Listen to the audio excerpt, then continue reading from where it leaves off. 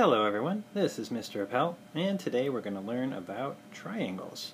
First we're going to review some things you should already know, so if you don't know these things or you need to add them to your notes, you should pause and write them all down. But very quickly, the way we classify triangles, we can classify them by angles, and the three classifications there are obtuse. So an obtuse triangle has one obtuse angle, an acute triangle where all the angles are acute, or a triangle can be a right triangle, where it has exactly one right angle. So all triangles are one of those three things. Then we can also classify triangles by the number of sides, or by how their sides are. So how are any of their sides congruent? So you have an equilateral triangle, which is where all three sides are congruent. You have an isosceles triangle, where at least two sides are congruent. And that's an important distinction because that means an equilateral triangle is also an isosceles triangle because it has at least two congruent sides. And then we have a scalene triangle where none of the sides are congruent. Now when we talk about congruent triangles or congruent figures, what do we really mean by that? Well, if we know that triangle ABC is congruent to triangle DEF, that means all the corresponding parts match up. So ABC is congruent to DEF. So when we name that congruence, when we say triangle ABC is congruent to triangle DEF, the way you write it is important. In other words, A matches up with D, B matches up with E, and C matches up with F. So when you write a congruent statement like this, it matters the order. And what that congruent statement tells you is, for example, angle A is congruent to angle D, because you see how they're in the same position there. And you can see that that's true in the triangle, that angle A is congruent to angle D, but again, the way you write this, the order tells you a lot.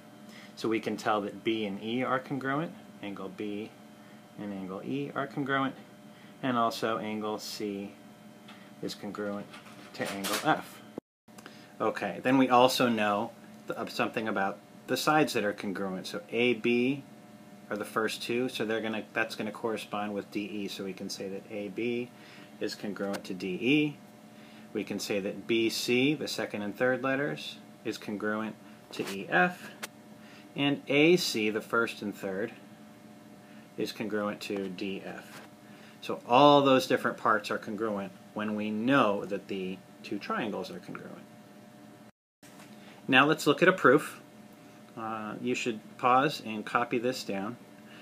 So looking at this figure, what we're trying to prove here is that angles 1 and 2 are congruent, or the two measures added together equal to the measure of angle 4.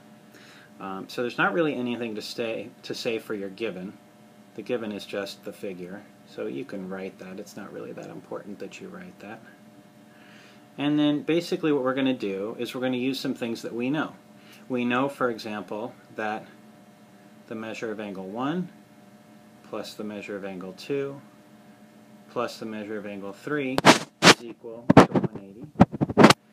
That's because the sum of the angles in a triangle is 180, and you can just write sum of angles in triangle is 180 degrees. Then we can also say that the measure of angle 3 plus the measure of angle 4 is 180 degrees, and that's just angle addition. We've seen that before. Angle addition. And now I've got two different things equal to 180. So this equals 180 and this equals 180. So by the transitive property, I'm going to shorten my writing just to be lazy. But 1 plus 2 plus 3, so the measure of angle 1 plus the measure of angle 2 plus measure of angle 3 is equal to the measure of angle 3 plus the measure of angle 4. You shouldn't write it that way, but I am. And that's just transitive or substitution. And then I can subtract angle 3 from both sides, and we're left with, if we subtract angle 3 from both sides, we're left with the measure, I'm going to write it properly now, the measure of angle 1 plus the measure of angle 2 is equal to the measure of angle 4, and that's just subtraction. So what we've just proven is called the exterior angle theorem, and I've written it in words here, and what it says in words is that the exterior angle of a triangle, in other words an angle that's formed when we extend a side of the triangle, that's called an exterior angle, is equal to the sum of the measures of the two remote interior angles. That's very wordy, but the two remote interior angles means the two interior angles that are remote, far away from that exterior angle. So we're not talking about 3, because 3 is next to it. We're talking about angle 1 and 2. So that's a very wordy definition. If you were using this in a proof, you would just say the exterior angle theorem, and that would be good enough. And finally, we can apply this. So here's a triangle, and you see the 40 and the 50 degree angle, and then you see angle x, which is an exterior angle.